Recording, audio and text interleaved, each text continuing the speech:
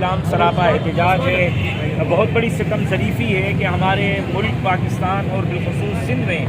ہمارے لوگوں کا سفر ہے وہ 90% جو ہے وہ زراعت پر ہے۔ 90% جو ہے ہماری سندھ کی جو گزر سفر ہے وہ زراعت پر ہے۔ ایک منصوبے کے تحت، منظم سازش کے تحت ہمارے آباد جاروں کو تباہ کرنے کی کوشش کی جا رہی ہے، ہمارے فصل کو تباہ کرنے کی کوشش کی جا رہی ہے، اور گزشتہ 2-3 سالوں سے گندم اور چاول کے ریٹ کو جو ہے وہ ایک منصوبے کے تحت ختم کیا جا رہا ہے، کم کیا جا رہا ہے۔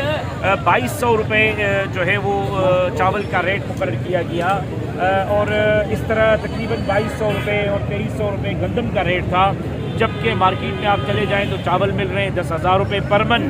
اور جو ہے وہ گندم کا آٹا جو مل رہا ہے وہ 6,000 روپے پر من جو ہے وہ مل رہا ہے۔ اب گندم جائے 2200 روپے میں اور آٹا ملے 5,000 روپے میں، جو ساری ہے وہ جائے آبادگار کی 2200 روپے میں اور ایک من ملے 10,000 روپے میں۔ وہی چاول مارکیٹ میں بیچنے کے بعد جب کھانے کے لیے خریدا جاتا ہے اور عالمی منڈی کے طور پر ہمیں جو ہے وہ کھاد دی جاتی ہے، یوریا دیا جاتا ہے۔ اب 15,000 روپے میں تقریباً ایک جو ہے وہ کھاد کی بوری مل رہی ہے، اور جو من جا رہا ہے وہ 2200 روپے میں جا رہا ہے۔ میں سمجھتا ہوں کہ سندھ کے آبادگاروں کو ایک منصوبے کے تحت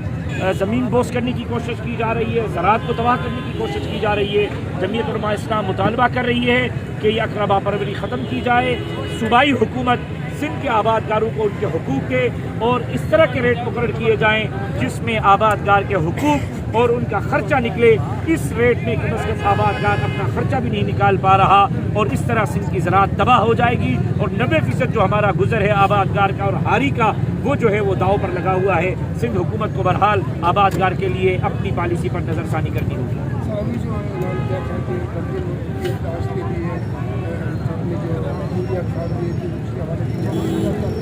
میں سمجھتا ہوں کہ آپ دیکھیں کہ یہ جو اجلاس ہوا، میٹنگ ہوئی، جس میں پاکستان پیپلز پارٹی کے چیئرمین بلاول بھٹو زرداری صاحب تشریف لے آئے، آپ وہاں دیکھیں کہ آبادگار کون تھے۔ ان آبادگاروں کو بلایا گیا جو سیاسی طور پر ان کے ساتھ وابستہ ہیں، اور ان کو سبسڈی کیا مل رہی ہے، ان کو انہوں نے ریلیف کیا دیا ہے، میں سمجھتا ہوں وہ آٹے میں نمک کے برابر بھی نہیں۔ تمام آبادگاروں کو ایک پیج پر رکھا جائے، ایک نظر سے دیکھا جائے، اور ریلیف اگر دینا ہے تو سندھ کے تمام آبادگاروں کو دیا جائے، اور ریلیف دینے کے لیے گندم اور ساری کا ریٹ مقرر کیا جائے۔ اگر آپ ریٹ 2200 مقرر کریں گے اور مخصوص آبادگاروں کو بلا کر اجلاسات میں آپ سبسڈی دیں گے تو میں سمجھتا ہوں کہ سندھ کے آبادگاروں کے ساتھ یہ ظلم اور زیادتی ہوگی۔